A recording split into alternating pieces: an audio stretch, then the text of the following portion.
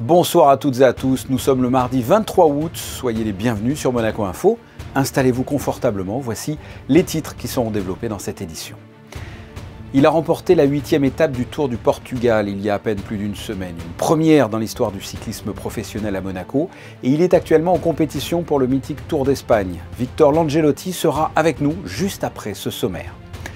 En basket, la Roca Team a organisé une conférence de presse pour la présentation officielle de l'effectif qui s'est bien étoffé, ainsi que les objectifs de la saison. Nous parlerons de la Palermo Monte Carlo avec notre deuxième invité, le skipper Nicolas Béranger. Il a franchi la ligne d'arrivée en premier dimanche dans la nuit, alors que d'autres participants sont encore en mer. Lui aussi est en mer, ou plus exactement dans le port Hercule, le bateau-bus qui passe d'un quai à l'autre pour vous faciliter la vie. Et enfin, une session de rattrapage pour ceux qui ne sont pas encore allés voir l'exposition estivale du Grimaldi Forum consacrée à Christian Louboutin, exposition qui fermera ses portes ce dimanche. Mais avant cela, je vous l'ai dit, nous sommes avec un cycliste qui représente dignement la principauté, le monégasque Victor Langelotti. Il est dans le club cycliste de Monaco depuis ses 12 ans et il en a 27. C'est sa 5e année chez les professionnels, toujours avec Burgos BH. Victor Langelotti, bonsoir. Bonsoir. Nous sommes ensemble alors que vous participez à la Vuelta, le Tour d'Espagne. On vous a attrapé là pendant le peu de repos que vous avez. Merci beaucoup. Comment ça se passe? Ça n'était pas prévu pour vous de faire la Vuelta. Vous l'avez su au dernier moment. Racontez-nous. Non, c'est ça, j'étais pas prévu. Et malheureusement, j'ai un coéquipier qui a été testé positif à la Covid-19. Et voilà, il a fallu le remplacer en dernière minute, parce que les tests ont eu lieu la veille du départ. Et du coup, jeudi, j'ai reçu un coup de fil comme quoi, vite, vite, vite, fallait faire la valise et partir aux Pays-Bas où avait lieu le départ de la Vuelta.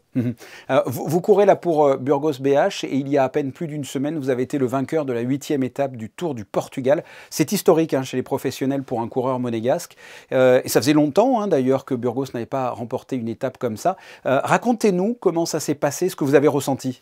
Non, c'était une très forte émotion. Donc, déjà, c'était ma première victoire professionnelle. Donc, c'est toujours quelque chose de très particulier. On en rêve assez souvent. On espère que ça arrive le plus vite possible.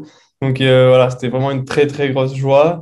Et oui, et en plus de ça, ça faisait 3 ans que l'équipe n'avait pas gagné. Donc, pour une équipe professionnelle, c'est très long.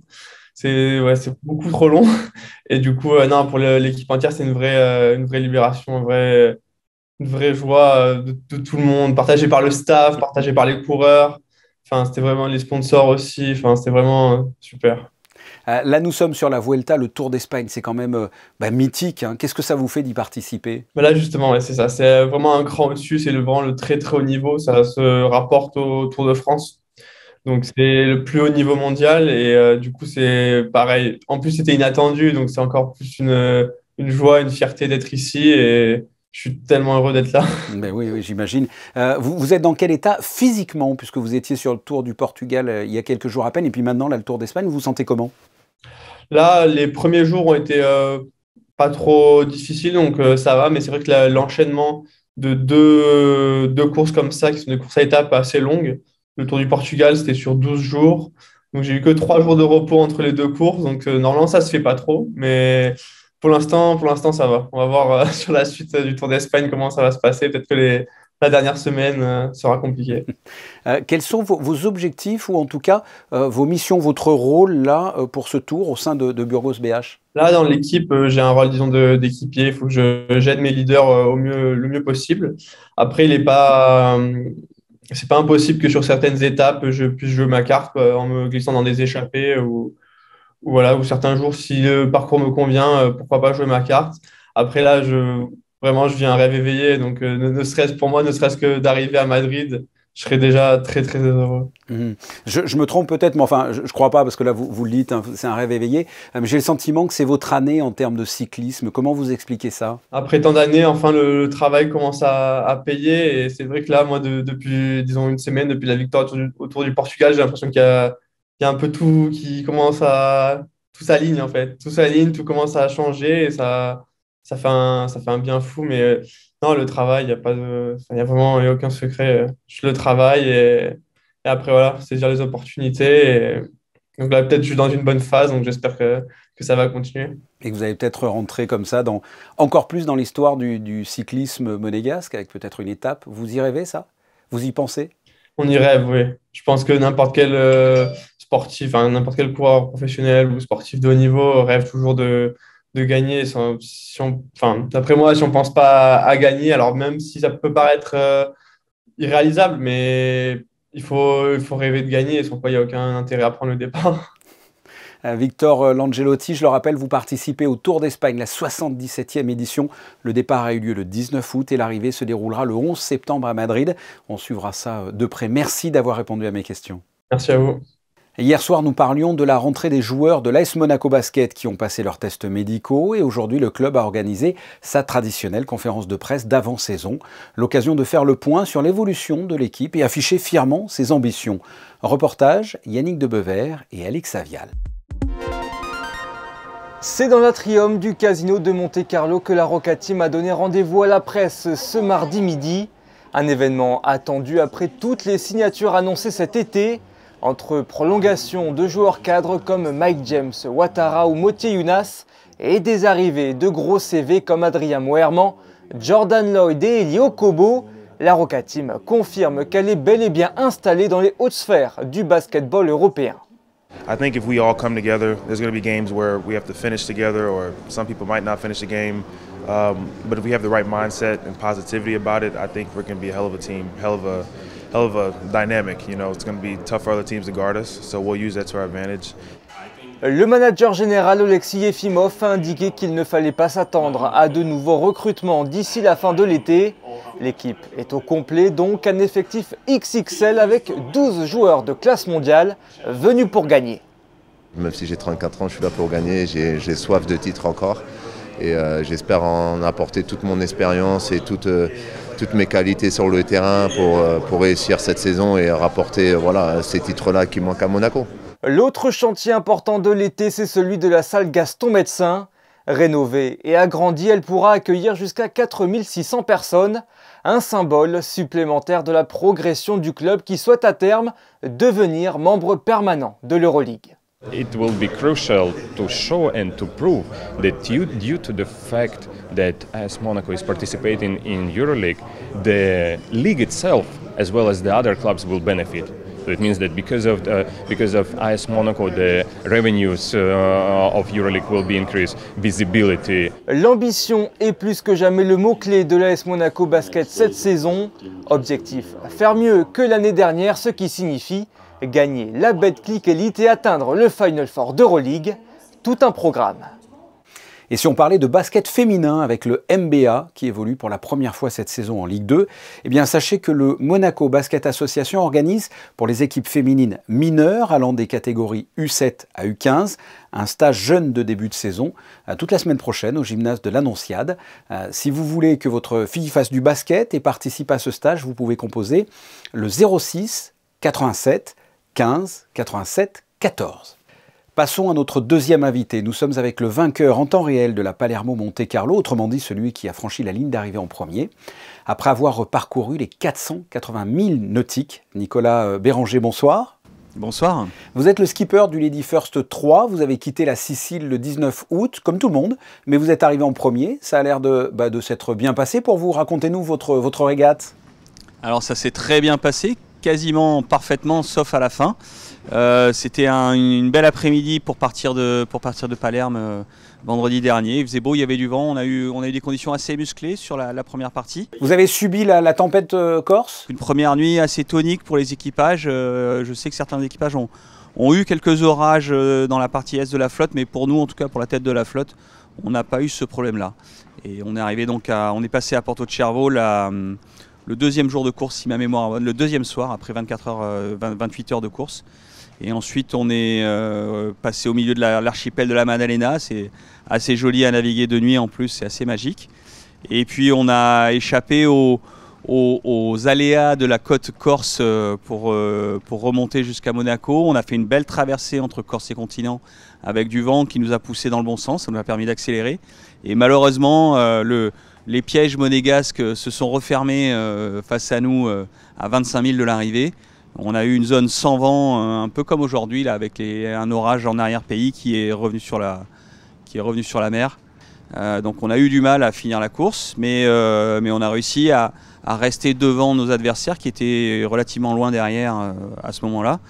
Ils sont revenus avec le vent par l'arrière, on est à redémarrer en début de nuit, et puis on est arrivé vers 11h ou minuit hier soir à Monaco. Vous connaissez votre temps ? On a fait de mémoire 58 heures de course à peu près. Ah ben, je vais vous le dire exactement, hein, c'est 2 jours, 23 heures, 47 minutes et 6 secondes. Qu'allez-vous retenir de cette 17e édition de la Palermo Monte Carlo ?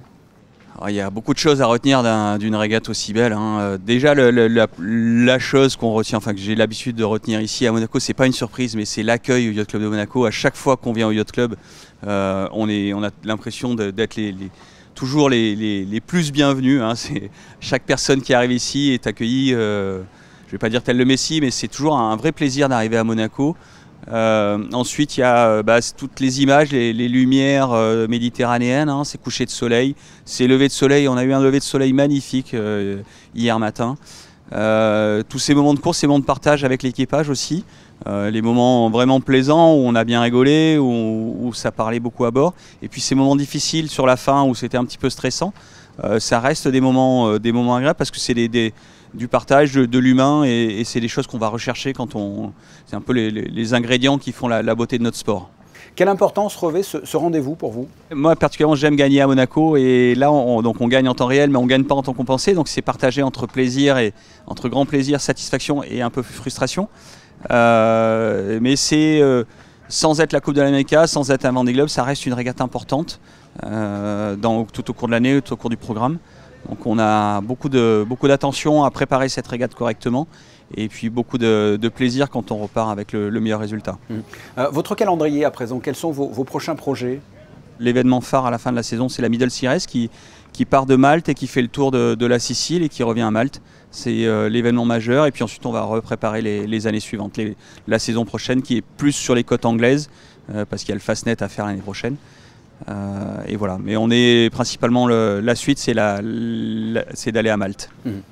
Nicolas Béranger, je le rappelle, vous êtes arrivé en premier à Monaco après 2 jours, 23 heures, 47 minutes et il ne faut pas les oublier, les 6 secondes. Ouais. Vous êtes donc vainqueur de cette Palermo Monte Carlo en temps réel. En ce qui concerne le temps compensé, nous aurons les résultats mercredi quand la compétition sera officiellement terminée. Merci d'avoir répondu à mes questions. Merci à vous, bonne fin de journée. Souvent plébiscité par les touristes, il est aussi utilisé par les résidents et travailleurs de la Principauté. Nous vous proposons de découvrir aujourd'hui le bateau-bus, son fonctionnement et qui se cache derrière ce transport original proposé en plein cœur de Monaco. Le reportage d'Alexandra Pani et Julien Laugier. Il effectue 72 traversées dans le port de Monaco chaque jour. Le bateau-bus ne passe pas inaperçu avec sa coque rouge. Toute l'année, il propose une liaison entre le quai Antoine Ier et le quai des États-Unis de moins de 5 minutes aux résidents comme aux touristes de passage en Principauté, de 8h à 19h50 sans interruption. On retrouve bien évidemment la clientèle touristique et la clientèle des bateaux de croisière. Puisque initialement le bateau-bus avait été mis du fait qu'on débarquait de nombreux croisiéristes sur la zone des pêcheurs et qu'ils étaient désespérés parce que pour trouver un bus il fallait aller jusqu'au virage de la Rascasse. Nous avons une clientèle locale qui est assez régulière, qui est fidèle, mais on a une clientèle locale qui est chaque fois nouvelle. Chaque semaine, j'ai plaisir d'avoir quelqu'un de Monaco qui me dit « Enfin, j'ai pris ce bateau-bus. Quel instant de plaisir que de traverser le port !» Une traversée qui nous coupe l'espace d'un instant de l'agitation urbaine. Et ces moteurs alimentés grâce à l'énergie solaire restent assez silencieux. L'idée de proposer cette navette est née il y a tout juste 15 ans et depuis, elle a su séduire le plus grand nombre. Le bateau-bus, il est opérationnel tous les jours. Il ne s'arrête que pour le Grand Prix de Monaco, puisqu'il est impossible d'amener de la clientèle à la chicane, donc c'est-à-dire 4 jours. Et il s'arrête pour le Monaco Yacht Show la semaine. La traversée est au même tarif que les bus urbains, soit 2 € et une correspondance avec les bus de la ville est gratuite dans les 30 minutes. Quant aux détenteurs d'un abonnement de la compagnie des autobus de Monaco, ils peuvent évidemment utiliser leur carte pour chacun de leurs trajets. Pour l'heure, seule la liaison au sein du port Hercule est disponible, mais à l'avenir, pourquoi pas envisager une triple liaison, port de Fontvieille, port de Monaco et futur port de Maréterra, affaire à suivre. Et on rappelle qu'il est en service tout au long de l'année. On ne peut pas s'y rendre en bateau-bus, mais ça vaut quand même le détour. Si vous ne l'avez pas encore visité, allez-y.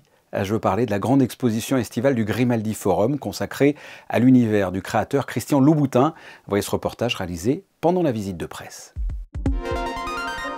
Après Paris, il y a 2 ans, Christian Louboutin propose un chapitre 2 à cette exposition qui se veut itinérante. Son nom, l'exhibitionniste, le créateur de souliers qui s'arrache dans le monde entier par les plus grandes stars, se met à nu, ou du moins son imaginaire, à travers 14 salles sur 2000 m², une exposition qui n'est pas uniquement consacrée aux chaussures. Il y a des centaines de souliers, il y a des centaines d'œuvres, de photographies, de films. C'est une exposition extrêmement généreuse où on rentre vraiment, on plonge dans un univers. La scénographie est particulièrement léchée, féerique même, entre classicisme et ultramodernisme. Chaque salle est un univers différent.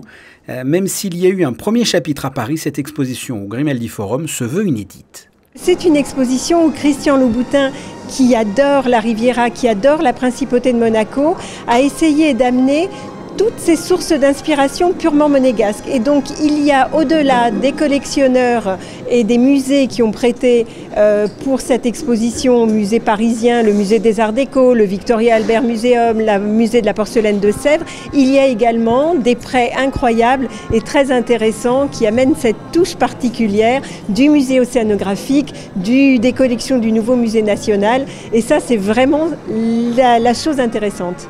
Les liens avec la principauté sont forts et par un concours de circonstances, une princesse a contribué au développement de la marque Louboutin à ses débuts. Quand il est tout jeune créateur, sa première boutique, passage du Rododard, rue Jean-Jacques Rousseau, par hasard, une femme d'une allure incroyable rentre, commence à essayer des souliers. Une journaliste américaine se trouve là, se dit « Mais mon Dieu, déjà Christian Louboutin a la princesse Caroline comme cliente ». Et voilà, donc c'est aussi une exposition qui se tisse avec beaucoup d'amitié, de choses, d'affinité artistique, de générosité, de complicité. Et ce caractère très joyeux, je pense, ne fait pas de mal dans notre époque contemporaine. Christian Louboutin, l'exhibitionniste, chapitre 2 à découvrir au Grimaldi Forum de ce samedi et ce jusqu'au 28 août. Et oui, vous avez jusqu'à dimanche pour découvrir ou redécouvrir cette exposition au Grimaldi Forum. Et avant de refermer cette édition, on jette un coup d'œil aux prévisions météo de ce mercredi. Avec vous, Alexandra Pani, bonsoir. Bonsoir Fabien, bonsoir à tous. Le ciel sera quelque peu voilé pour cette journée de mercredi. Les températures seront toutefois encore bien élevées. Il faudra compter entre 23 et 29 degrés. Du côté des plages, l'eau est toujours à 26 degrés. Et en ce 24 août, nous fêterons les Barthélemy. Et oui, le 24 août, une date tristement célèbre pour justement le massacre de la Saint-Barthélemy, des catholiques qui ont exécuté les protestants juste après le mariage à Paris du futur roi Henri IV et de Marguerite de France en 1572.